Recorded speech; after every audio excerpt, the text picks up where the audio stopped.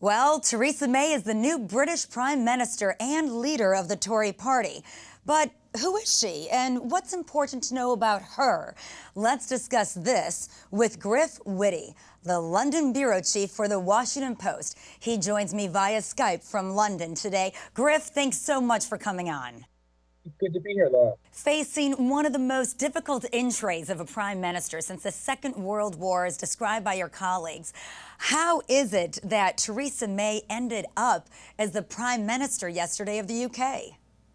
Well, it's been a series of very unexpected events over the last few weeks. So the first big surprise, of course, was the referendum in which David Cameron lost his bet.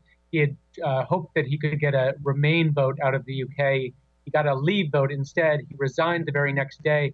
And then basically a number of very prominent Brexiteers, the politicians who had campaigned for Brexit, they all knifed each other in the back and took each other out of the running for prime minister.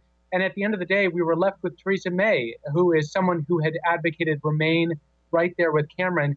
And yet now she is the prime minister and she's going to be the person charged with leading the country to Brexit. Well, and Theresa May has said Brexit means Brexit, and she intends to do that with great success. Now, how does she intend to do that, and how do you define the success of Brexit? Well, no one knows how she's going to do it, but that is going to be the key question that she's going to have to answer over the coming days, weeks, and months. She has given statements saying that there is no turning back, that Brexit is going to happen.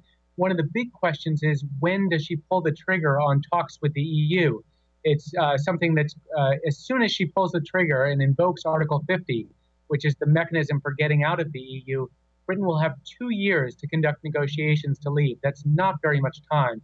And so May has said that she wants to stall perhaps until 2017 before she actually triggers those talks, but she's going to come under a lot of pressure from Brexit advocates in the UK, as well as from European leaders, to trigger the mechanism sooner than that.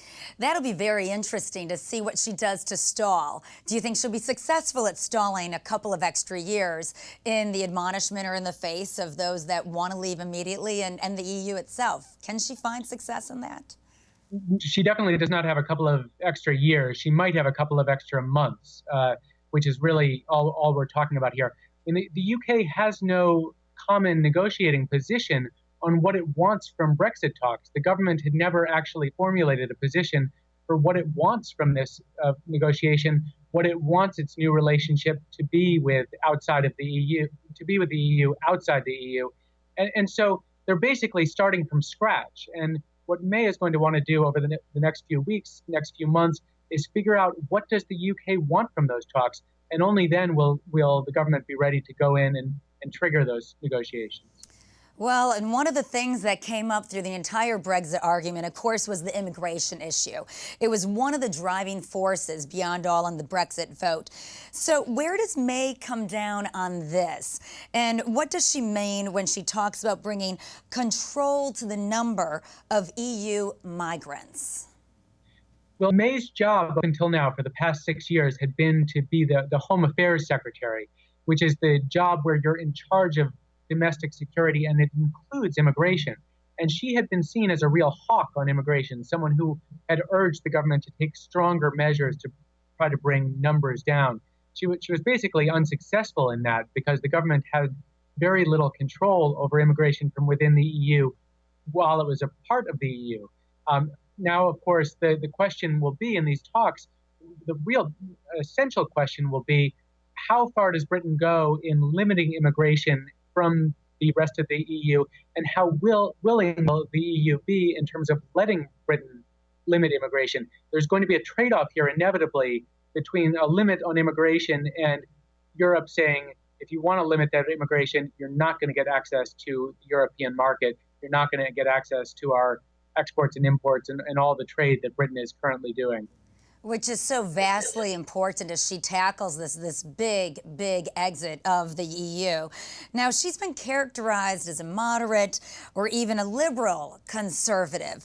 What does this mean within the UK as far as her power to really make this happen?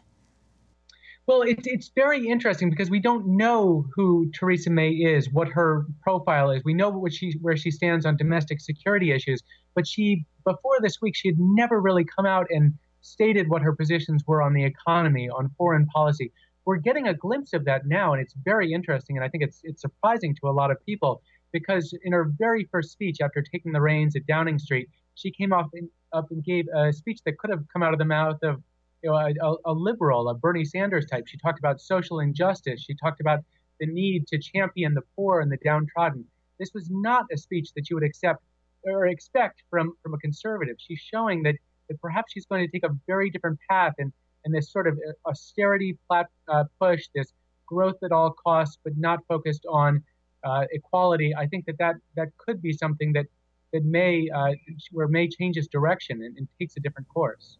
Well, we're going to be staying on this course and watching it closely. And we really thank you, Griff, for your time on this very important issue today that we're watching around the world. Thanks so much, Laura.